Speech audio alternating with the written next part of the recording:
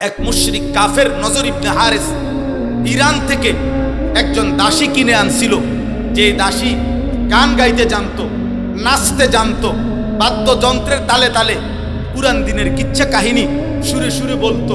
আর সে লোকদেরকে ডাকতো যে মুহাম্মদের কোরআন না শুনে আমার দাসীর গান শুনো, এর চাইতে বেশি মজা পাইবা, কারণ গানও শুনবা, নর্তকীও দেখবা, বেহায়া মহিলাও দেখবা, সব মজা একলগে পাইবা। নাউজুবিল্লাহ।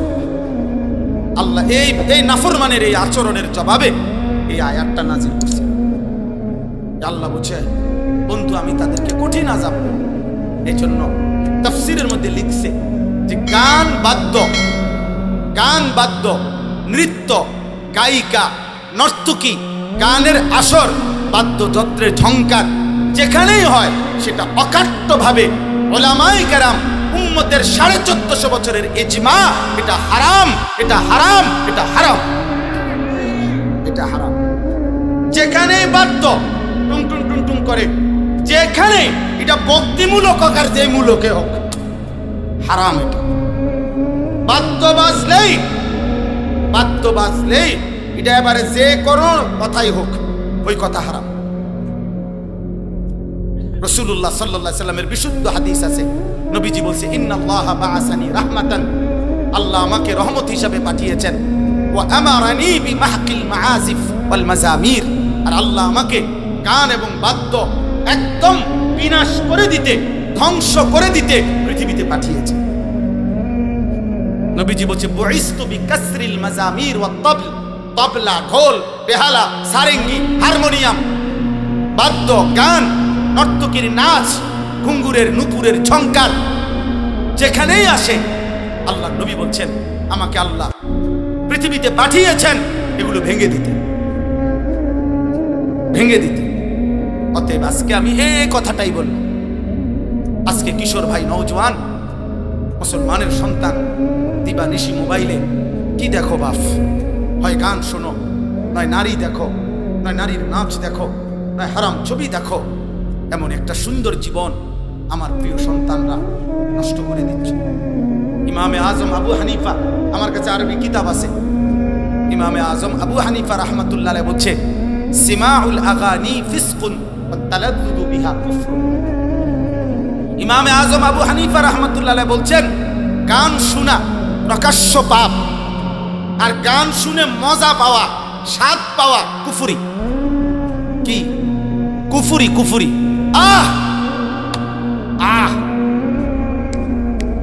এমন তাল মারে না, এমন ডোলে, লরে, টেবিলে বাড়ি দেয়, পায়ে এবার তাল উঠায়, এই সব কিছু তাল উঠাইলা ঈমান হারাইলা। গান শুনে মজা মারলা, ঈমান হারাইলা। হযরত ওসমান ইবনে আফফান রাদিয়াল্লাহু তাআলা আনহু বলছে যে কলিজার ভিতরে আল্লাহর কোরআন আছে, সেখানে গান আসতে পারে না। যে কলিজার ভিতরে গানের আগ্রহ আছে, ওই দিলে আল্লাহর কোরআন আসতে পারে না। লা ইয়াজতামিউল কোরআন ওয়াল গিনা ফি কলবিন ওয়াহিদ, ইম্মাল কোরআন ওয়া ইম্মাল গিনা। এক দিলে, একসাথে, একই অন্তরে গান এবং কোরআন একসাথে হতে পারে না, হয় কোরআন নয় গান।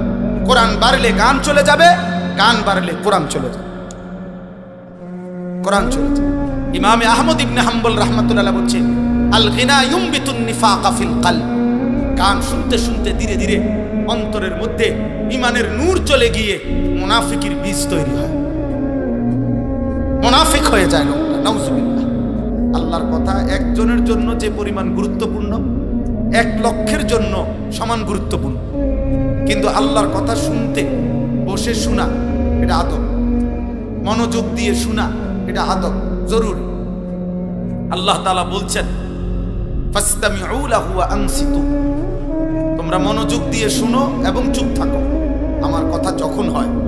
আল্লাহ বলছেন, লাআল্লাকুম তুরহামুন, এতে অবশ্যই তোমাদের উপরে আল্লাহ নিজে ওয়াদা দিয়েছেন, আমি আল্লাহর কথা যদি মনোযোগ দিয়ে শুনো এবং চুপ থাকো, অবশ্যই তোমাদের উপরে রহমত বর্ষিত হবে।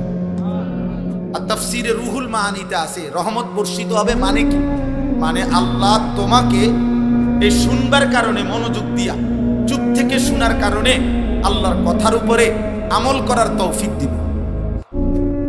এমনিতে কম বেশি কথা দোস্ত সবাই জানে। আজকে 10 বছর যাবত যে কোনোদিন 5 ওয়াক্ত নামাজ পড়ে নাই এমন নাফরমান ব্যক্তিকেও যদি জিজ্ঞেস করেন যে ভাই বলেন নামাজ কয় ওয়াক্ত, এই লোকটাও বলবে নামাজ 5 ওয়াক্ত। কি বলে? হয় কোনো 10 ওয়াক্ত বলবে না, কিন্তু যদিও সে নামাজ পড়ে না তাহলে এইটুকু জানা তো যথেষ্ট না। আজকে 30 বছর ধরে যে সুদ খায় এমন হারামখোরকেও জিজ্ঞেস করেন যে হে আল্লাহর বান্দা বলো সুদ খাওয়া কি, তো উনি কি বলবে? মুস্তাহাব। কি বলবে? হারাম। তাহলে এটুকু জানা তো উনিও জান, কিন্তু এই জানাটা তো যথেষ্ট না। এই জন্য কম বেশি কথা, দ্বীনি কথা সকলেই জানে, কিন্তু আমলে পরিণত হওয়া, নিজের জীবনে এটা আসা, এটা হলো মূল বিষয়, এটা হলো মূল টার্গেট। আল্লাহ তাআলা কোরআনুল কারীমে বলছেন ইয়াইযুকুম লাআল্লাকুম তাযাক্কারুন, আমি আল্লাহ তোমাদেরকে ওয়াজ করছি কেন? যেন তোমরা উপদেশ গ্রহণ করতে পারো, উপদেশ গ্রহণ করতে পারো। তাইলে আল্লাহ তাআলা বলছেন আমি ওয়াজ করতেছি, মাকসাদ উপদেশ গ্রহণ করতে পারো। কোরআনুল কারীমে আছে আল্লাহ মুসা আলাইহিস সালামকে বলছে যে মুসা তুমি তোমার ভাই হারুনকে নিয়ে ফেরাউনের মতো নিকৃষ্ট কাফের খোদা দাবিদার তার কাছে গিয়া আমার কালেমার দাওয়াত দাও, আমার দাওয়াত পেশ করো। কেন? লাআল্লাহু ইয়াতাযাক্কারু আও ইয়াখশা, হতে পারে সে উপদেশ গ্রহণ করবে অথবা আমি আল্লাহকে ভয় করব। ফাকুলা লাহু কাওলান লাইয়িনা, তাহলে ফেরাউনের মতো কাফেরের কাছেও যখন আল্লাহর দ্বীন পেশ করছে মুসা নবীর মাধ্যমে, আল্লাহ তখনও বলছে উদ্দেশ্য হইল হয় সে উপদেশ গ্রহণ করবে নয়তো আল্লাহকে ভয় করবে। এই জন্য বাপ কারো জনপ্রিয়তা দিয়ে আখিরাতের কোনো ফায়দা নাই। দুনিয়াবি এই সস্তা জনপ্রিয়তা সুনাম এগুলা দিয়ে কিচ্ছু আসে যায় না, কিচ্ছু আসে যায় না। আখিরাতের বিবেচনায় এর 2 পয়সারও কোনো মূল্য নাই, কোনো মূল্য নাই। আমারে 1 কোটি মানুষও যদি চিনে আমার কবর রাজাব মাপ, তাহলে আমি এটা দিয়ে করব কি? আমারে যদি 1 কোটি মানুষও চিনে আপনাদের কারো কবর রাজাব মাপ, তাহলে আমার জনপ্রিয়তা দিয়ে আপনি করবেন না। আপনার কোনো ফায়দা না, আমার কোনো ফায়দা। বরং তাকওয়ার ভিত্তিতে, আল্লাহকে মানার ভিত্তিতে, ঈমান আমলের ভিত্তিতে, সেজদার ভিত্তিতে, একটা একটা গুনাহ ছেড়ে দেওয়ার ভিত্তিতে, আল্লাহ তাআলার এক এক হুকুমের গোলামি করার ভিত্তিতে আমারও লাভ, আপনারও লাভ, ইমাম সাহেবেরও লাভ, মুসল্লি সাহেবেরও লাভ, বক্তারও লাভ, শ্রোতারও লাভ, পীর সাহেবেরও লাভ, মুরিদ সাহেবেরও লাভ। তাকওয়ার ভিত্তিতে, গুনাহ ছেড়ে দেওয়ার ভিত্তিতে, আল্লাহ তাআলার গোলামির ভিত্তিতে, আল্লাহ তাআলার হুকুম পালনের ভিত্তিতে। অতএব প্রত্যেকে আমি অনুরোধ করছি ধারাবাহিকভাবে উলামায়ে কেরাম, দোস্ত নওজোয়ান, উঠাউঠি না করে, হুড়াহুড়ি না করে, অনর্থক ধাক্কাধাক্কি না করে, বরং মনোযোগ দিয়ে উলামায়ে কেরামের নসিহত শুনলে কলিজার মধ্যে আখিরাতের ভাবনা চিন্তা আসে। এই জন্য আমি এখন থেকে নিয়ে যতক্ষণ শুনবেন প্রত্যেককে বলতেছি হাতে ধরা সবগুলো মোবাইল বন্ধ করে দেন। হাতে মোবাইল ধরে একজনও হুজুর পাবলিক উপরে নিচে ডানে বামে কেউ ভিডিও বা রেকর্ড করবেন। 100 বছরও যদি এই মোবাইল হাতে ধরে রেখে এইগুলো রেকর্ডে করতে থাকেন, আপনার কলিজার মধ্যে আল্লাহর কথা ঢুকবে না, ওই মোবাইলেই যা ঢুকবে। মোবাইলে কারো যদি 10 লক্ষ ওয়াজও থাকে, তার আখিরাতের কি ফায়দা হবে?